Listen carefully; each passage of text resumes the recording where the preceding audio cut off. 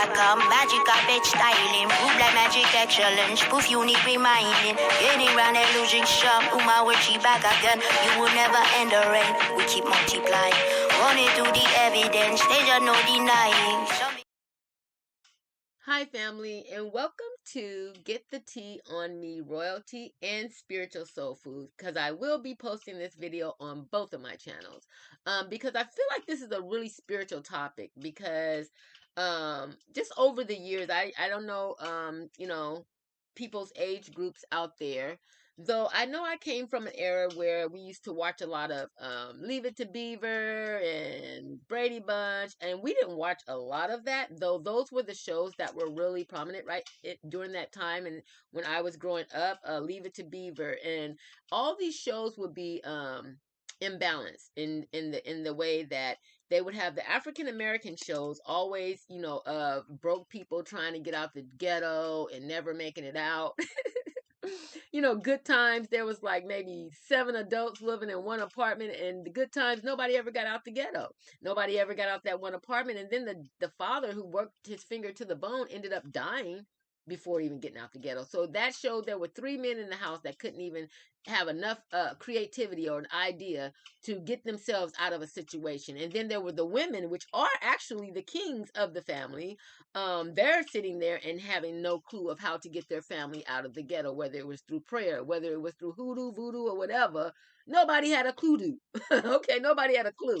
So these are the things that I remember being raised on, watching the Wright families on the television, exceed and, portray this happy-go-lucky, beautiful, just shiny porcelain family, and one thing I can say about that is it is the biggest foolery and fuckery known to man. And as I'm an adult now and I'm watching this, and I'll go to the Lifetime channel. I love me some Lifetime movies. Now I only watch Lifetime movies. I don't watch any movies where there's a African American woman being berated, whether she's being abused, cursed out. I don't watch any of that. I don't even allow that into my psyche because I know that it's not the ways of us.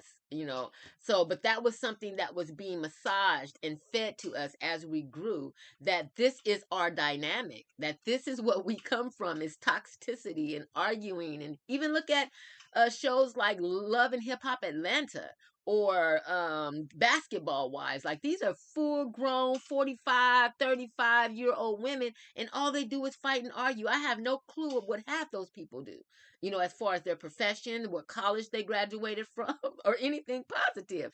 Everything that I've ever seen on these shows is negative. So this is the information and the energy that they like to feed our Black communities. And it's nothing new. It's been going on for a very long time. And I'm just sitting here, and one day I'm watching these Lifetime movies. Even the white women that were either getting cheated on, or maybe her husband was even going to kill her at the end of the movie. Throughout the movie, they're living in this big, fabulous mansion. So no matter what kind of problems she has as far as being abused and beaten, or cheated on, this white woman is living like a life of luxury. Like, she has everything at her fingertips, even the police department and the community this. And, she has all the keys to the city, but her one little problem is her husband's cheating on her, or he wants to kill her for another woman. And for me, it's almost as if a Black woman is in a situation like that in the movie, oh, she's living in a half-ass neighborhood. And if it does have a little luxury to it, it's the woman in the movie that accumulated these material things, meaning they'll never have it as the Black man has actually successfully built an empire, and now he's running this empire around his children and his woman. And even though he got some shady ways, at least the Black woman has been elevated materially and financially to the level and to the caliber of a living that she deserves. And so when watching these movies, I was like, they're still doing this stuff. they're still sitting here where even they'll have a black guy that's in love with a white woman, he's just, treating her so nice and stroking her little pale skin and just, just doing all this stuff that you will never see happening on television with a black woman, unless there's some type of trick behind it, like, oh, we're only treating you kind because we have an ulterior motive. There's never a movie, or I've never seen a movie where there has been a black woman being loved properly, ever. And I mean, I look for them sometimes. I just gave up because no matter what she's going through, and even if she is a woman who has been successful, because I'm not talking about Tyler Perry. Tyler Perry made some movies, and they still have the same, basically narrative as far as the black woman having some, you know, horrible issues, or the black man not really loving the black woman properly. And so, yeah, I was watching a Lifetime movie the other day, and I just started saying, you know what? I'm really going to start watching the things that I allow myself to consume, whether it's through music or it's just, visual, because it's just it's not my reality. And you find yourself getting emotionally caught up in these movies because, yeah, they're sometimes sad, sometimes even, they're sometimes sad, sometimes they can be a message in the movie. And unless it's a true story, I really don't want to watch it, because even with my father growing me up on things like Roots and Alex Haley, the slave movies and stuff, that was because my father wanted me to know that when you see those people, or you can bet you can look for something shady from them. And it's never failed. I've never ran into a person that didn't have that, even though they were showing that smile and that smiling face. It was always something underneath that paleness that was saying, I'm better than you. And, but or not even saying I'm better than you. It's almost like a appearance that they have to upkeep. And so I don't even know where I was really going to go with this topic. Though the other day when I was laying in my bed, I said, I'm gonna make a video about this crap. Because I grew up on, just like I said, the Good Times. Even the Jeffersons. Remember the Jeffersons? They were moving on up. Moving on up where? I never seen them go no higher than that apartment. They had a maid. They had a maid and their friend. He was married to the black woman. And then they had Florida, that was the maid. And, she was about the funniest one on there besides George Jefferson. Weezy was cool.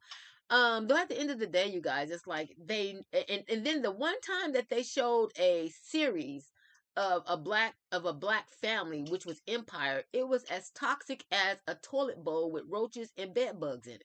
It was just as toxic as a vagina with herpes. I'm just saying, that's what I see when I think about Empire, the series. It might as well just been called the disease series, or gonorrhea, because it had no reflection of who I am as a goddess, or who I even would want to be, because I would rather be broke with morals, values, and a crown sitting upright on my head than to be filthy rich and famous with the spirit of a gutter rat. With the spirit of a gutter rat, or a pigeon, something that's like a bottom feeder, a scavenger. That's what Empire is to me. When I watch, I don't get nothing out of that. I was sitting there when I watched the whole series. I was sitting there shaking my head, because there wasn't no way I was going to watch it while it was playing. I need for the whole season to play out, then I can just watch them all, because I'm not gonna be waiting to see what happens the next day. No, you're not gonna have me stuck on stupid, waiting till next week so I can see something. But anyway, you guys, I want to get on here just so that you guys can start looking at and paying attention to the things that you're watching. Does it uplift you as a black woman? If you see a movie where there's a black guy worshiping a white woman, turn it. I don't care how good that movie is looking like it's about to be. Turn it. And unless you can find a black movie where the black man is worshiping a black woman and lifting her up on the pedestal like that movie is doing for the white woman. You need to keep a balance when it comes to what you're feeding yourself, because you're not even aware of it, but slowly but surely they're massaging into your brain that you don't deserve as much as this pale lady. When you're the one that created everything on this planet, the black woman created every race, from the Asians to the Mexicans to everything. We are the goddesses of this planet. We are the kings of this throne.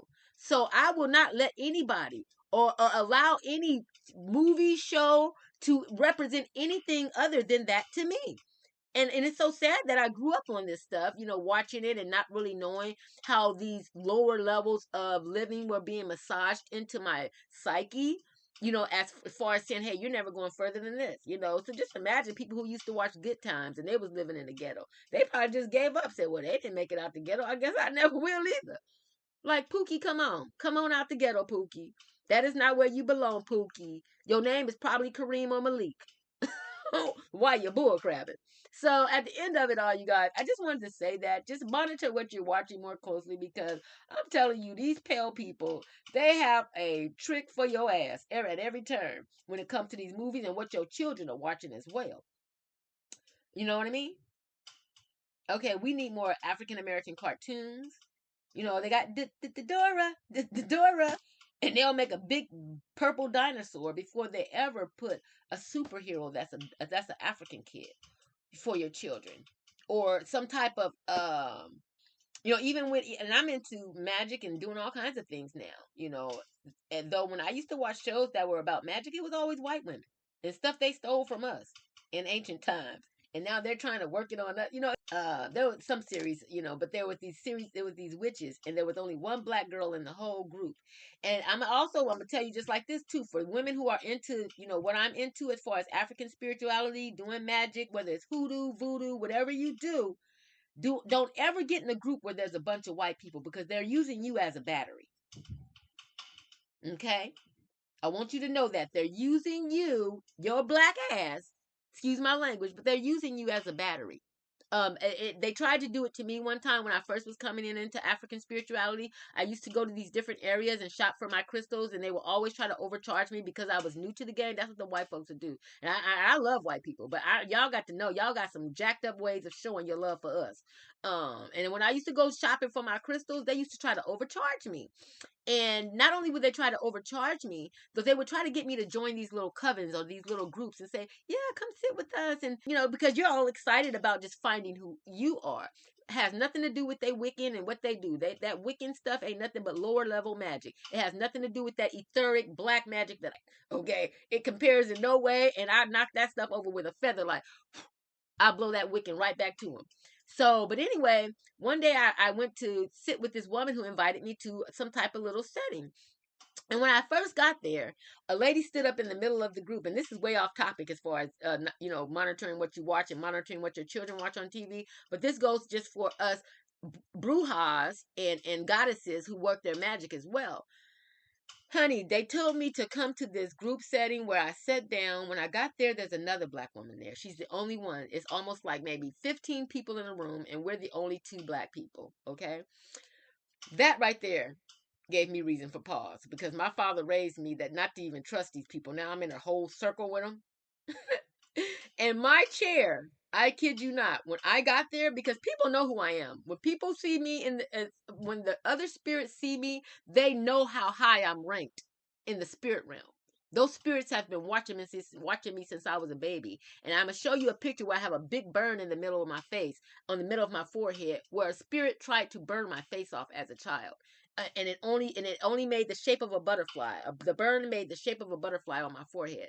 Though I have been under attack for a very long time, because other spirits know who I am.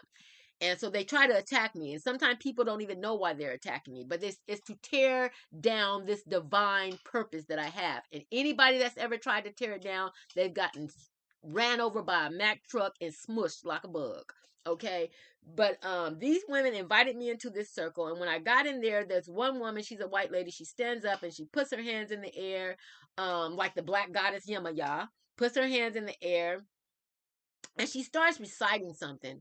And then all the other people look around and they say, okay, they're here. I'm like, who's here? Because I'm looking around like, I don't see anybody. They're like, okay, they're here. So I'm like, okay, they're here. Okay. Whatever. Because my husband already taught me nothing they do can ever beat you. But they will use you as a battery, because you're the most powerful out of all of them. And so as I'm sitting there, I started to feel like my energy shifting inside of my body. And because I'm a vegan, because I, practice spirituality, I do my tuning forks that I normally have on at my disposal anytime I need to clear my energy. Let me give you guys a little bit of that. But yeah, I always have my tuning forks on me or my sounding bowl. So I'm always adjusting my own frequency. So I know when someone comes in to, try to, move my frequency around or my energy. And as I'm sitting in this room, I felt my energy shifting. I was like, what the hell? It was almost as if something was pulling from me. And I remember my husband saying, you better watch being around them white folks and being with their little groups, because I told him about the little group that I was inviting to. And what he told me, he said, be careful, because they will try to use you as a battery, because they know we're etheric beings, and they know that the melanated blood, okay, which they call the blood of Jesus that they be drinking in church. They're talking about the melanated blood giving you power. And they know that our melanin, it vibrates much higher than their frequency. Let's just say that. It vibrates much higher than their frequency. So they'll use us as a battery and drain you.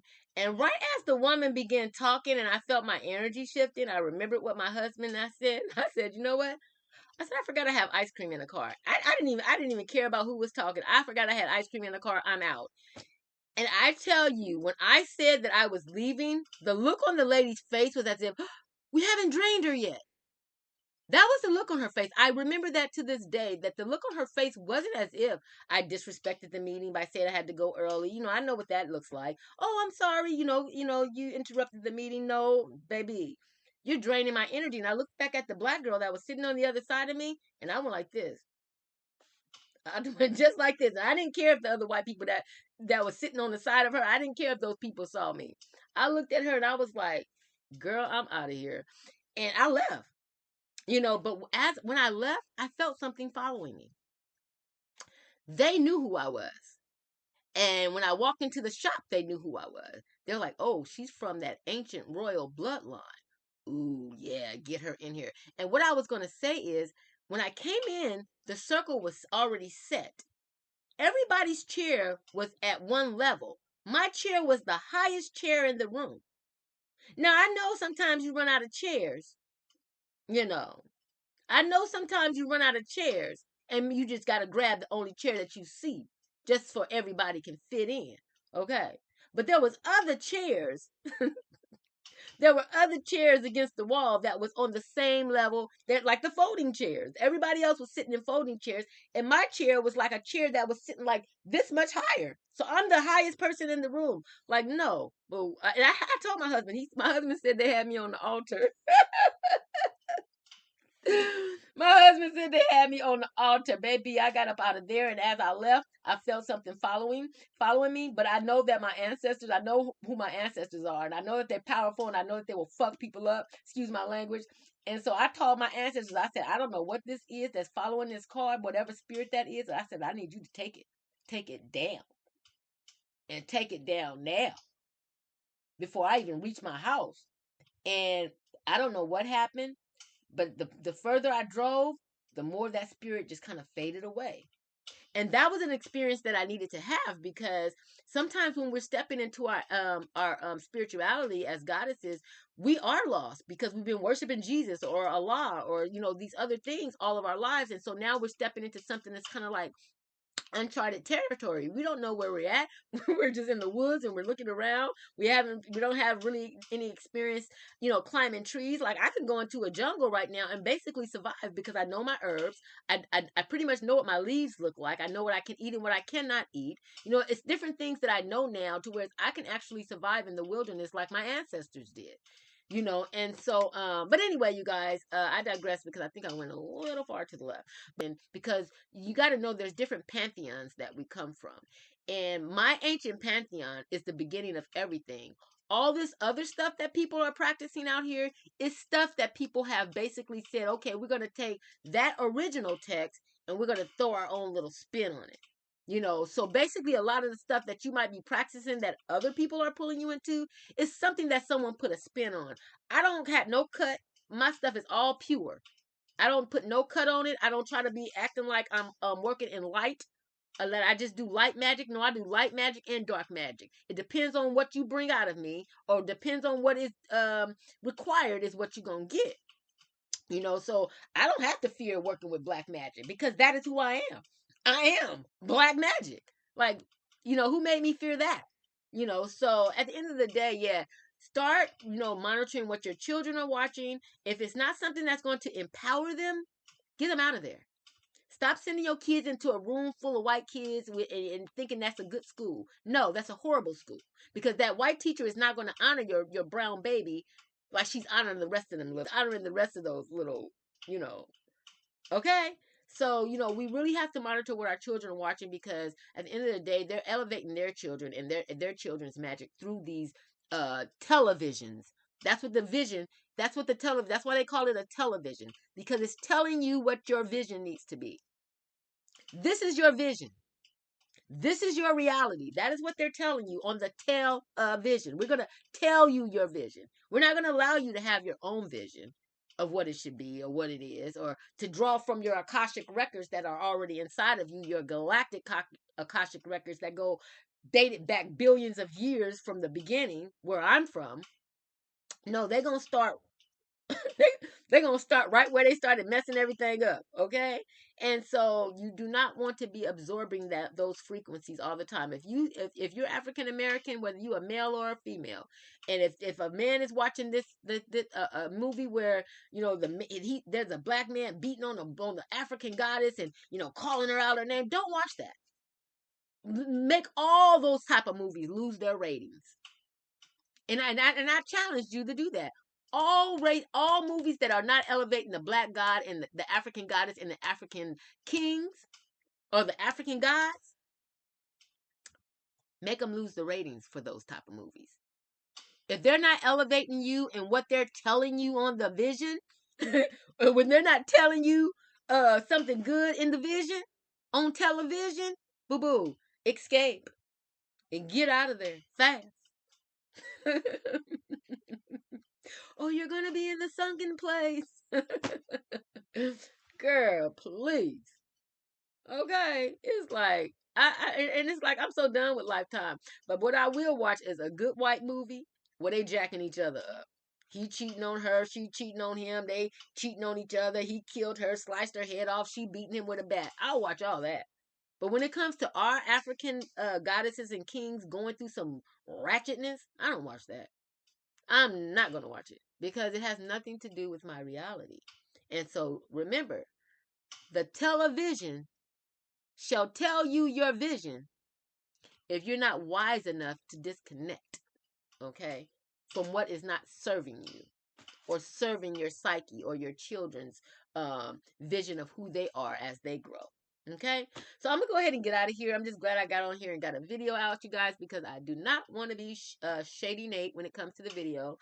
So yeah, let's go ahead and cleanse some energy.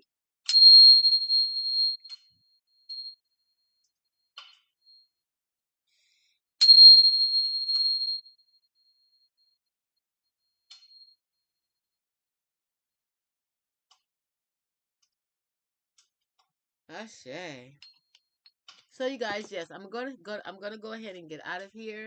I hope what I spoke on today resonated with someone. I'm sure there's somebody out there now that you guys are gonna be watching your movies. You're gonna be like, girl, she right about that. You are not gonna find a movie where they're elevating the black woman, and if she is being elevated, I want you to tag my channel and say, hey, they're elevating the black woman in this movie. Or let's say it this way. And sometimes when they're elevating the black woman, it's because she was raised by a white family. It's gonna always be some twist. It's never gonna be that a black family raised a black child and they have an empire and this black child is stepping out and she's just or he's just whether it's a he or a she, they're not doing it. Not on television. They're not gonna tell you that vision. But you got to know the vision. You know what I'm saying, that mama has set for you. You have to know that the vision that has been set from you since the beginning of time, it was set for you. It is stamped in blood, okay? Because at the end of the day, no matter what they say, in each and every single way,